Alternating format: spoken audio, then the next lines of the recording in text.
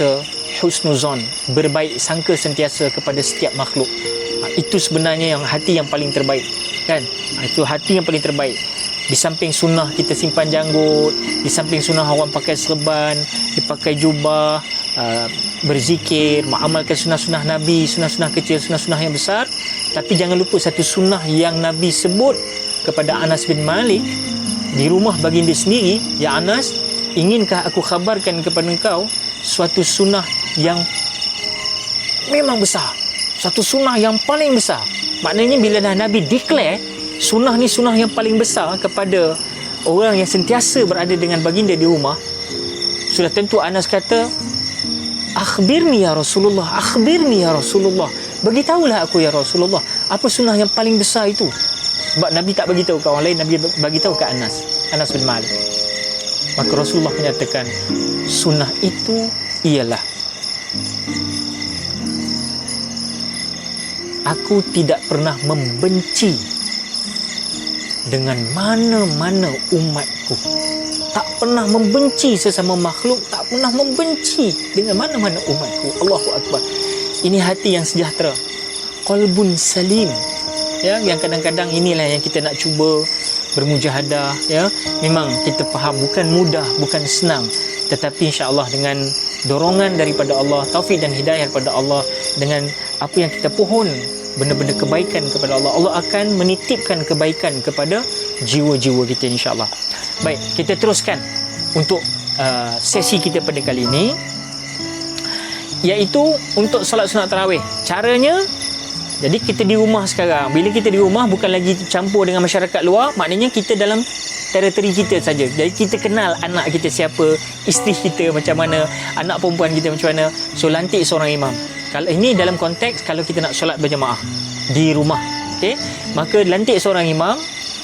Siapa imam ni? Imam ni boleh mak kita, mak pula bapa kita boleh, atau our grandfather pun boleh, kalau still lagi boleh memimpin, sebab lagi tua lagi bagus, kan? Sebab dia lagi alim, lagi bagus. Nah, tapi lah kalau tua pun, kalau bacaan dia masih lagi boleh didengar dengan baik, lagi bagus. Tapi kalau tua-tua bacaan tak berapa nak menyenangkan, mungkin ialah faktor gigi dah gugur, mata dah kabur, pipi dah kendur, uban dah terabur, ya, makan pun bubur, jalan jatuh tersungkur. Dengar ceramah pun tidur.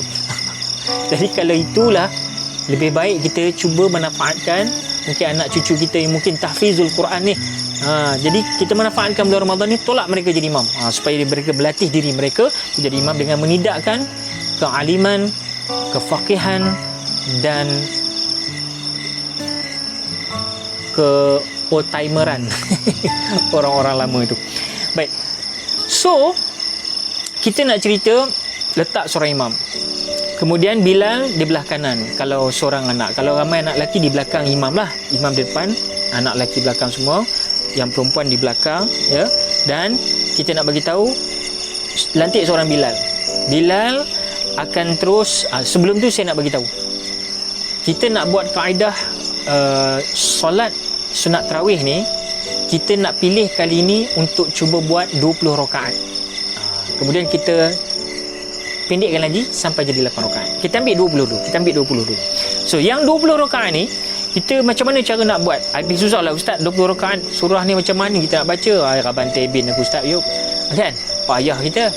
Ingat firman Allah Subhanahu Wa Taala, a'udzubillahi minasyaitonirrajim, fa'aqra'u ma tayassara minal Qur'an. Sadaqallahul azim. Apa kata Allah dalam suratul Muzammil? Allah SWT kata dalam surah Al-Muzammil pada ayat 20, maka bacalah apa yang mudah daripada Al-Quran. Bacalah apa yang mudah daripada Al-Quran. Saya nak sambung pula sikit. Inna dina yusrun, sesungguhnya agama itu mudah, jangan diperpayah-payahkan. Kan? Perjalanan masih jauh, bekalan sedikit, masa dah tak ada. So ambil pulun betul-betul yang mana kita mampu buat, kita buat. Jangan memperpayah-payahkan. Baik, maksudnya di sini, bacalah apa yang kita boleh hafaz. Apa yang boleh hafaz tu kita baca, kita baca. Kalau yang tak boleh, itu yang ada yang beli Quran, letak di hadapan, mushaf Quran tu diletakkan di hadapan, maka kita boleh ambil klip, letak, baca beberapa baris kemudian rukuk, baca lagi beberapa baris, rukuk kan, salam, kemudian bangun lagi, baca beberapa baris, 2-3 baris baca pun jadi. Ataupun sehingga kan ada di Mesir dulu, ada di Mesir orang yang alim warak, tapi dia baca, adalah sahabat, dia baca hanya contoh Bismillahirrahmanirrahim, Alif Lam Mim, Zalikal kitabu la raiba fih, hudal lil muttaqin, Allahu Akbar. Ada yang sampai begitu. Kemudian rakaat kedua dia sambung balik, Alladzina yu'minuna bil ghaibi wa yuqimuna as-salata wa mimma razaqnahum yunfiqun. Jadi pendek-pendek je. Itu yang dikatakan tadi, bacalah barang yang mudah bagi kamu dari Al-Quran tersebut. Baik, kita nak teruskan dengan mula-mula sekali makmum. Makmum iaitu seorang Bilal dilantik dari kalangan makmum. Dah semua dah standby, maka makmum akan sebut as-salatu jami'ah, as-salatu jami'ah, as-salatu tarawih jami'atan rahimakumullah. Maka dah habis saja Bilal buat begitu, makmum sahut, as-salatu la ilaha illallah wahdahu la syarika lah, lahul mulku wa lahul hamdu yuhyi wa yumitu wa huwa ala kulli syai'in qadir. Itu makmum yang sambut. Kemudian terus disahut oleh Pak Bilal kita dengan berselawat, Allahumma salli ala Muhammad. Makmum sambut, sallallahu wasallam alaih.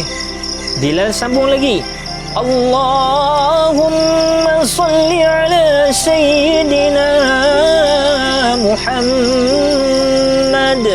Makmum sambut balik, sallallahu wasallam alaih. Bila sambung penutup, Allahumma salli ala sayyidina wa nabiyina wa habibina wa syafi'ina wa zukhrina wa maulana Muhammad. Makmum sambut, sallallahu wasallam alaih. Halas, itu mukadimah. Habis selesai saja begitu, maka didirikanlah solat sunat tarawih. Bila didirikan solat sunat tarawih, makanya bacalah lafaz berniat solat sunat tarawih. Kalau jadi imam, usolli sunnat tarawih raka'ataini imaman lillahi ta'ala. Kalau makmum, usolli sunnat tarawih raka'ataini ma'muman lillahi ta'ala. Tadi jadi imam, yang ini jadi makmum. Kita pun Allahu Akbar. Dah start solat dah. Baik, kita nak cerita ni sembang-sembang solat sunat tarawih berapa rakaat? 20 rakaat. Ada 20 rakaat. 20 rakaat. 20 rakaat ni, kalau kita nak tengokkan suasana itu bagaimana? Kita sambung lepas ni.